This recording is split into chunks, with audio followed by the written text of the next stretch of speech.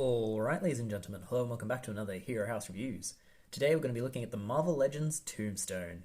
And I'm not that big on Tombstone as a character, don't know that much about him, but I do know this design is sick. I am a sucker for a character in a cool suit. He's a new, bigger suit design than what we've gotten from Marvel in the past. I'll show you against our trusty Hammerhead. I've moved out of his fighting pose, and you can see Tombstone's a fair bit taller, and he's got, I'd say, a more defined, well-shouldered figure. Like, he's impressively broad, his waist tapers in. It's just a really nice, sleek sculpt. Yeah, I think it's quite good, and does sort of represent how a person looks in a suit, especially if they're hench. The face sculpt is also very good, very expressive, both of them are. And a little bit of nice handkerchief there. Not the greatest paintwork. There's some black scuffs, but it is quite nice. He's got his torso with the pinstripes underneath the jacket. Yeah, overall just a very good aesthetic. Accessories-wise, he comes with hands, a crossbow? No, what do you think this? A crowbar. And very, very big arms. Ugh. That are able to give you way more than 90 degrees. Shoulder is going to give you 360 rotation. Goes up to 90 degrees. So a decent amount of articulation in the arms. The head can only look up that far and only look down that far. That's because they've done a very strange joint where it's a ball peg there, but very, very low down.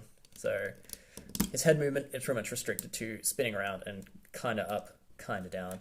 No ab crunch whatsoever because of the sculpt of the suit. Got a 360 rotation at the waist. Can do the splits. Not quite the Van Damme, it's a little stopped, but it's not terrible for a big guy. Can kick out nearly 90 degrees, can't kick back. There's a 360 spin. Double jointed knee gives you way more than 90. And foot can go down that much. Come up that much, not much at all, if anything. And then you get a fairly decent pivot. So he's not the most articulated of figures, but he's big, he looks good, he's impressive on a shelf, and I think for the character of Tombstone, you get as much articulation as you need. I really like him.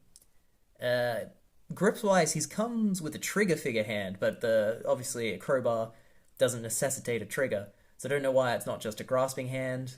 Doesn't make much sense. So I would have preferred... He's got a grasping hand as well, like one to just grab people with, so he can do this sort of iconic choking someone out, which is nice.